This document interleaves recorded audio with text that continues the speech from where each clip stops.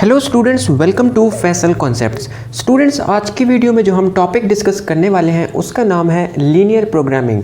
अब linear programming में क्या होता है कि लीनियर प्रोग्रामिंग में हमें एक किस्म का प्रॉब्लम गिवन होता है और उसके एंड में हमसे पूछा होता है कि भाई ए की क्या वैल्यू होगी, बी की क्या वैल्यू होगी और इसी तरह से एक्स वाई भी हो सकता है। और आपको कहा जाता है कि भाई इस प्रॉब्लम को आप किस तरह से सॉल्व करेंगे, किस तरह से फॉर्मुलेट करेंगे। सबसे पहले मैं आपको प्रॉब्लम समझा देता हूँ। अब यहाँ पर कहते हैं consider a chocolate manufacturing company that produces only two types of chocolates A and B. अब एक चॉकलेट मैन्युफैक्चरिंग कंपनी है जहाँ पर दो किस्म के चॉकलेट्स जो हैं बनाए जाते हैं, A and B. Both require milk and chocolate only. अब दोनों चॉकलेट्स को बनाने के लिए हमें क्या ज़रूरत पड़ती है, मिल्क और चोको की। To manufacture each unit of A require 1 unit of milk and 3 units of choco.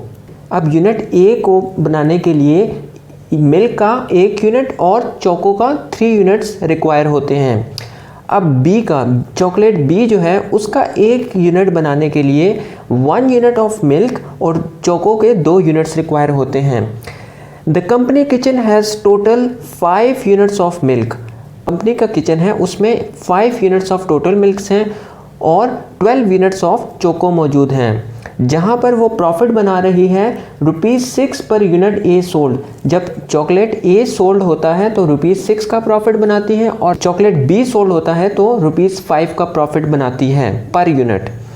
How to formulate this problem. End में कहता है कि भाई आप इस प्रॉब्लम को किस तरह से फॉर्मुलेट करोगे। तो चलिए अब मैं आपको सबसे पहले बता देता हूँ कि हमने क्या करना है। इसमें से हमने इक्वेशंस बनानी है। इक्वेशंस अब कैसे बनानी है वो मैं आपको समझाता हूँ। सबसे पहले आपने देखना है कि आपको क्या क्या चीज़ें गिवन है। इसमें हमें 2 किस्म की चीज़ें हैं, 2 तरह के चॉकलेट्स हैं, that is A and B. तो अब ए को हम ले लेते हैं एक्स, बी को हम ले लेते हैं वाई। अब आगे हमारे पास क्या है, both require milk and choco. ठीक है, इनको भी सेपरेट लिख लेना है, दैट इज़ मिल्क चोको। अब ए को रिक्वायर करने के लिए कितना मिल्क चाहिए हमारे पास, यहाँ पर लिखा है 1 unit of milk. Each unit of A require 1 unit of milk, यहाँ लिख देना है। And 2 units of and 3 units of choco. तो अब यहाँ ए में लिख देना है कि 3 यूनिट्स। अब नेक्स्ट कहता है ईच यूनिट ऑफ बी। अब बी पे आ गए हैं, require 1 unit of milk, 1 unit of milk and 2 units of choco. अब चोको में है, बी में है, 2 यूनिट्स इधर लिख देना है। उसके बाद हमने देखना है the company kitchen has total 5 units of milk. अब यहाँ पर 5 टोटल जो है 5 है, equal to 5 and 12 units of choco equal to 12 चोको। टोटल 12 यूनिट्स हमारे पास मौजूद हैं। इसके बाद हमने एक मेन चीज़ है हमारे पास ऑब्जेक्टिव फंक्शन, वो कहाँ से बनाना है, वो यहाँ गिवन है। द कंपनी किचन हैज़ यहाँ पर making profit of ₹6 per unit A sold. A हमारे पास x है, z is equal to 6x plus and ₹5 per unit be sold. B हमारे पास y है तो 5y। सो ये हमारे पास ऑब्जेक्टिव फंक्शन बन जाएगा। अब इसमें से अब ये जो हमने वैल्यूज़ ली हैं इससे हम इक्वेशंस बना सकते हैं। उन्हीं इक्वेशन से हम फिर कोऑर्डिनेट्स निकालेंगे और उसका ग्राफ हम प्लॉट करेंगे। पहले हम क्या है कि इसकी इक्वेशंस बना लेते हैं। ये है x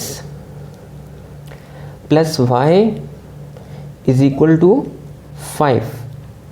नेक्स्ट है हमारे पास 3x plus 2y is equal to 12। अब क्या करना है, हमने इसमें पहले हम जो है y को 0 कर लेते हैं। y को 0 करते हैं तो x की हमारे पास 5 0 आ जाता है। देन x को 0 कर देते हैं तो हमारे पास 0 5 आ जाता है। फिर दोबारा से हम y को 0 कर देते हैं तो उसको सॉल्व करके हमारे पास आ जाता है 4 0।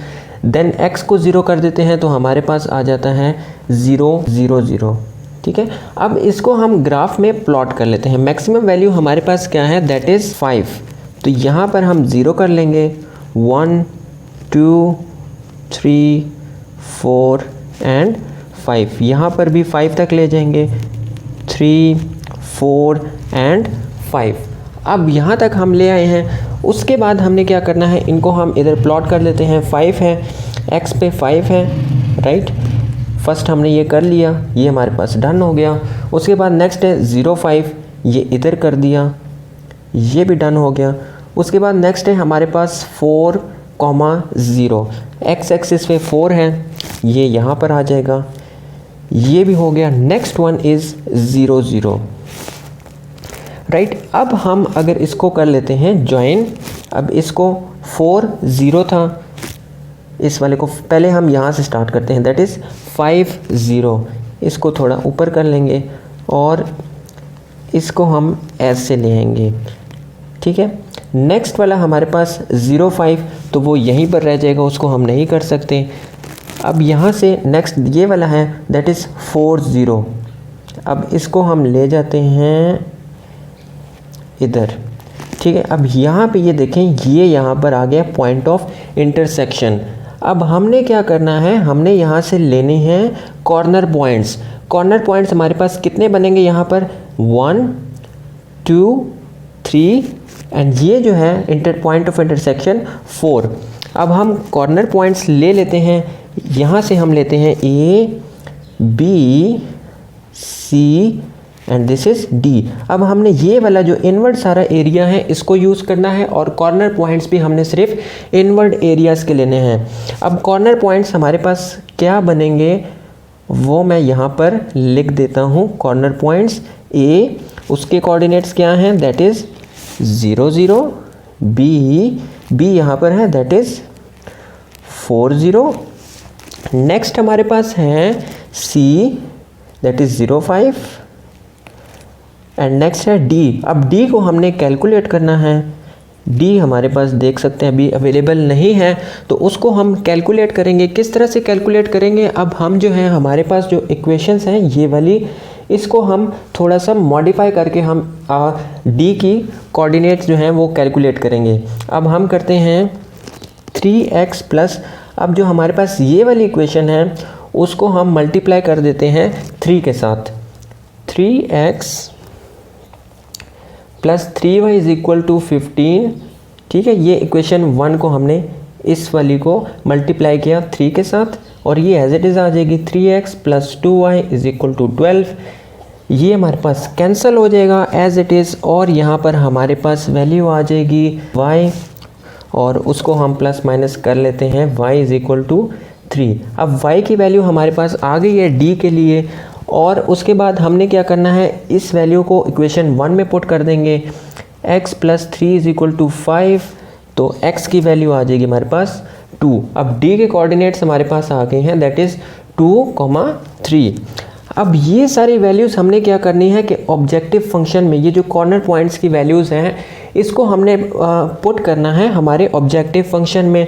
ऑब्जेक्टिव फंक्शन हमारे पास क्या है, that is g is equal to 6x plus 5y। इसमें सारी वैल्यूज़ अब क्या हैं हम पुट कर देंगे। a के लिए पुट करते हैं 6, फर्स्ट हमारे पास 0 है प्लस 5y भी 0 है इज इक्वल टू 0, राइट। अब वो 0 हो जाएगा क्योंकि दोनों वैल्यू 0 हैं। b के लिए पुट करते हैं 6x की वैल्यू 4 प्लस 5y की value 0, 6 4 24 plus 0 is equal to 24। c के लिए पुट करते हैं x की वैल्यू हमारे पास 0 है प्लस 5y की वैल्यू 5 है, 0 प्लस 25 इक्वल टू 25। अब d के लिए पुट करते हैं d is equal to 6, x की वैल्यू 2 है प्लस 5y की वैल्यू 3 है, 6 प्लस 2 12, 12 प्लस 15 27। आंसर हमारे पास 27 आ गया है। अब हमारा क्वेश्चन क्या था कि हमारा जो ऑब्जेक्टिव फंक्शन है वो मैक्सिमम किस पॉइंट पे होगा। सो यहाँ पर देख सकते हैं 27 मैक्सिमम वैल्यू है d पे, so we can write that objective is maximum at point D।